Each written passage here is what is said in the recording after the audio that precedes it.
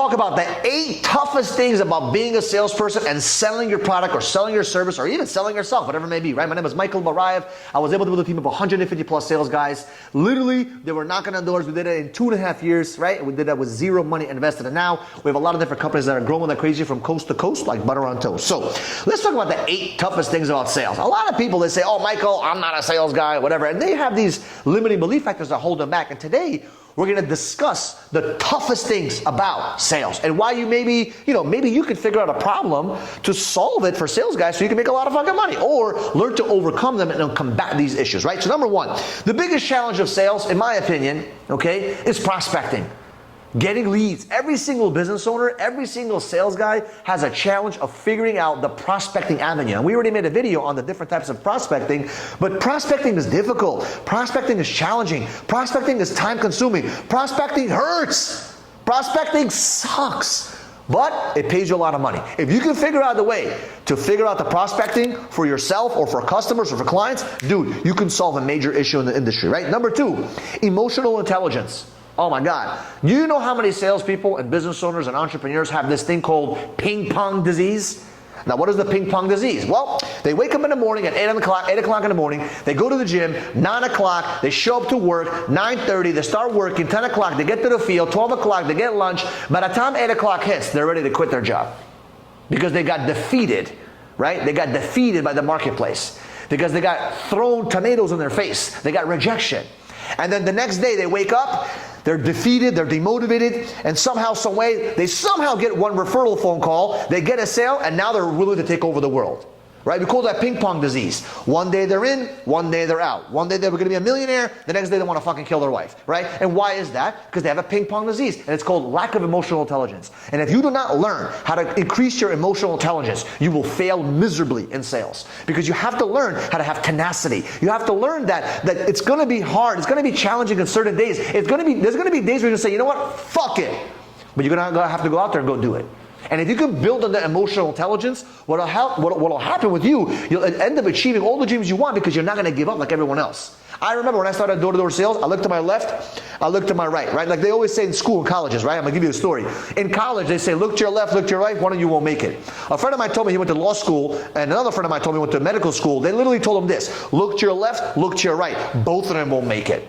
And in door-to-door sales, you know what I say? Look to your left, look to your right, all through you fucking won't make it, right? Because it's so fucking difficult. That's the challenge, right? But you have to go out there and build your emotional intelligence. Number 3, the toughest thing about sales is asking the right questions. Anybody can talk. Anybody can present. But asking the proper questions is extremely challenging because you have to be very intuitive to ask the right questions at the right time to achieve or to receive the right answer. Because at the end of the day, he who controls the questions and gets the right answers is who controls the sale and controls the process. Because if you ask the wrong question and you get the wrong answer, you ain't closing shit. So you have to know what kind of questions to ask to get the customer to open up about certain things, which is going to help you close them and make the deal, right? Number 4, working without seeing the results right away. It's very difficult to work and not see a result. It's very difficult to bust your ass. For example, like solar guys, you bust your ass, you get the sale, and you still don't fucking see the money till 30, 60, 90, 120 days later, right? It's very difficult, especially like in real estate. Sales guys are out there pounding it. They want to sell the house until they finally say, okay, fine, we're going to sell it. They find the buyer. They still got to wait 30 days. It takes time. Not seeing the results sometimes of your effort and your labor is very difficult. But if you're able to overcome that hump, there's a lot of money, right? That's the beautiful thing about sales. Number 5, having a high level of enthusiasm. High level of enthusiasm. As you did on door number 1, on door number 117. If you're able to go from door number 1 to door number 2 to door number 20, 50, 80, 100, 200, I used to knock on 200 to 300 doors a day in New York City. And I had the same excitement at 2 p.m. that I did have at 8:59 p.m. And that's how I used to get sales at 8:59 on the dot. Literally when it was dark, everyone went home. I'm like, nah, I can finish till 9 o'clock. That was my cutoff time, 9 p.m. Because my manager said it was the legal time for them to knock in New York City is 9 p.m. I'm like, perfect, I'm going to knock till 9. Because the whole office was not until 6, 6:30, 5:30, 7. They had families. I'm like, I don't give a shit. I'm gonna knock till 9 o'clock. Everyone's fucking home. I want to make money, right? And I learned that if I could just have the same level of enthusiasm as I did on door number 1 to door number 150, 200, 220, then I'm gonna win. I'm gonna beat everyone around me. I'm gonna beat the competition because my enthusiasm is super high, right?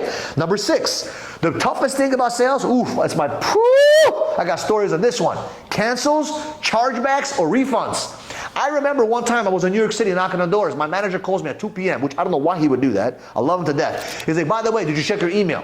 You had $5,000 in chargebacks. I'm like, what?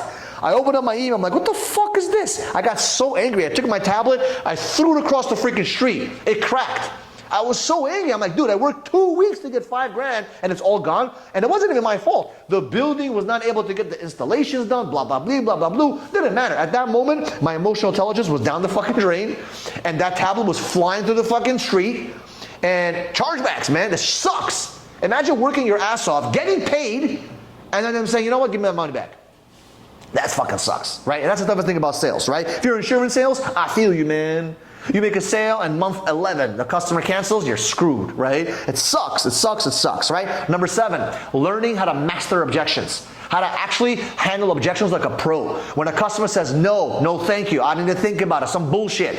You have to learn not to believe their bullshit because sometimes we get sold not by ourselves, by our fucking customers. You believe their bullshit story. You believe that they can't afford it. You believe they don't want to do it. You believe it's not for them. You believe whatever bullshit they fucking convinced them. Now they became the salesperson. You became the customer. That's a tough thing in sales because you have to learn how to what? Build upon success stories from yesterday, last week, last month, even if you don't have some, from other people so you can feel confident to convince other people. If your confidence is here and and the customer's skepticism is here, you will sell them. But if your confidence is here and this customer's confidence or skepticism is here, they will sell your ass. And mastering objections increases your confidence so you don't believe the fucking bullshit, right? Number 8, last one, okay? Having constant high conviction through challenges, personal challenges. You're going through a divorce, your son dies, your daughter gets sick, stuff happens, your mom is ill, you have to end up in a hospital, you get sick, shit fucking happens. You blow up. I remember I had 7 tires that popped in a 2-month time frame. I don't know what happened. I don't know what was going on in New York City at the time. 7 tires popped. I was like, what the fuck is going on? Is someone doing some voodoo on my ass? But it was tough. It cost me a lot of money. I didn't have the money at the time to fucking pay for fucking tires every single week. But that was my situation. It was a personal challenge. And having high conviction and positive attitude and being excited and pumped up out of your mind during those times is extremely important to make it in sales. So I appreciate you guys. If you have not yet subscribed to the channel, do me a favor, subscribe to the channel, and we'll see you guys in the next video.